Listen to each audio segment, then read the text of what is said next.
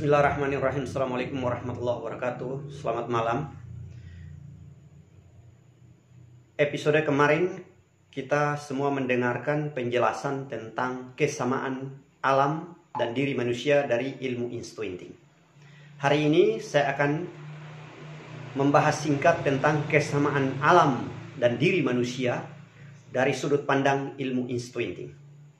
Bahwa diri manusia dengan alam semesta ini hakikatnya adalah satu kesatuan yang utuh yang tidak bisa terpisahkan antara alam diri dengan alam jagat raya. Bahwa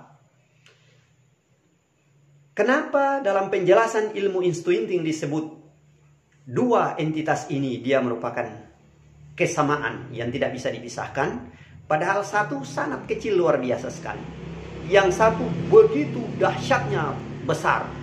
Yang tidak mungkin kalau tidak punya dasar ilmu intuiting tidak mungkin dia tahu bisa mencocokkan antara keduanya. Tapi di sini ilmu intuiting berusaha untuk menjawab apa yang menjadi kesamaan di antara keduanya. Mari kita ikuti bersama supaya kita mengetahui secara seksama kesamaan di antara keduanya, bahwa alam memiliki seluruh sumber daya yang ada, mulai dari air, tanah, tumbuh-tumbuhan, makhluk hidup lainnya yang ada di alam ini, semuanya lengkap. Lah kok bisa lengkap di alam tapi ada pada diri manusia? Sangat lengkap diri manusia sama dengan yang ada pada alam.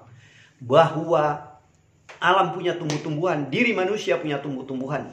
Ada rambut, ada kumis, ada alis, ada bulu-bulu kudu, bulu-bulu lain dan lain sebagainya dan lain sebagainya. Ya ada bulu yang tidak bisa saya sebut di situ. Dan makhluk hidup yang ada di alam, misalnya ya kita sebutlah gajah, kita sebut kuda, kita sebut kambing, kita sebut hewan-hewan yang ada di alam ini. Emang di diri manusia tidak ada makhluk hidup? Sangat ada dan sangat lengkap. Kok bisa ya? Ya bisa, karena orang yang tidak mengetahui potensi diri manusia aja yang dia bilang tidak bisa, tapi hakikatnya memang seperti itu adanya. Saya jelaskan.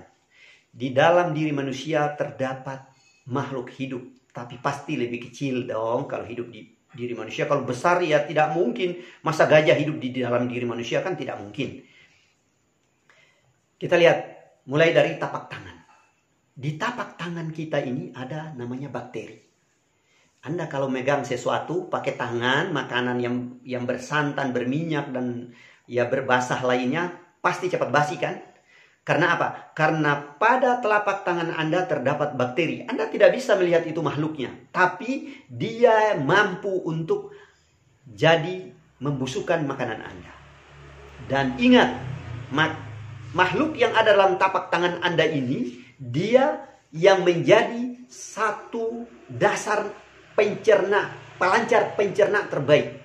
Ketika dia masuk ketemu dengan enzim amilase di dalam mulut, dia menjadi satu bentuk asam tersendiri, jadilah kimiawi baru, dan itulah menjadi satu proses alamiah di dalam mulut Anda, masuk di dalam lambung, disitulah terjadi satu bentuk pengolahan, sehingga terjadilah pencernaan yang baik di dalam tubuh kita.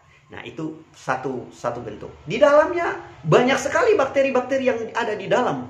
Ketika Anda terjadi rasa lapar, karena itu terjadi pengolahan bakteri, lambung bersinergi dengan bakteri yang ada untuk mengurai makanan dalam tubuh untuk buang ke usus besar, kemudian dilancarkan ke usus halus atau usus 12 jari.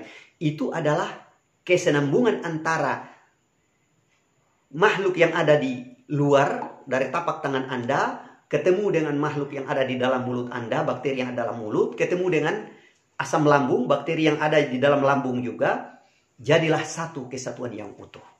Nah, itu baru pada makhluk. Terus yang lain di alam ada, misalnya potensi batu-batuan yang menjadi kerak bumi. Apa diri manusia tidak ada itu? Diri manusia adalah lengkap sama dengan alam semesta. Alam semesta memiliki kerak bumi, diri manusia punya kerak tubuh yang disebut dengan tulang belulang. Pada diri manusia sama dengan alam yang lain apa misalnya? Alam ketersediaannya misalnya angin. Manusia punya angin. Hembusan napas keluar masuk itulah angin pada diri manusia.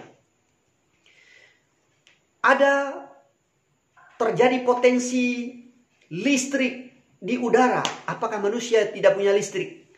Punya, yang disebut dengan arus listrik lemah.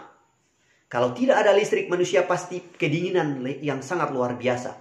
Karena dia tidak mampu menahan tiupan angin bumi yang menjadi kedinginan buat dirinya. Terus, yang ada kesamaan lain apa? Air, misalnya bumi memiliki air yang banyak.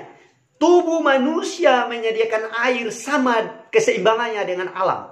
Alam memiliki air 80%. Tubuh punya air 80%. Kita harus ingat itu. Saudara-saudaraku sekalian. Intinya apa saja yang ada di alam. Semua ada pada diri manusia. Dan tidak ada kurang sedikit pun yang ada di alam. Dan tidak kurang sedikit pun yang ada di dalam diri manusia. Karena keseimbangan antara alam dan manusia itu adalah sama untuk mereka menjadi satu kesatuan kesamaan. Sehingga diri manusia disebut dengan alam mikro. Dan alam semesta ini adalah alam untuk manusia menempati. Sehingga contoh kesamaan antara diri manusia dengan alam itu adalah satu utuh yang tidak bisa kita pisahkan antara satu dengan yang lain. Yang terpisah itu bukan antara diri berbentuk diri dan alam berbentuk alam. Tapi yang terpisah adalah kelahiran dan kematian yang bukan memisahkan tapi menyatukan kembali karena kesediaan awal mula diri manusia dari alam dan manusia akan kembali ke alam itu sendiri. Terima kasih.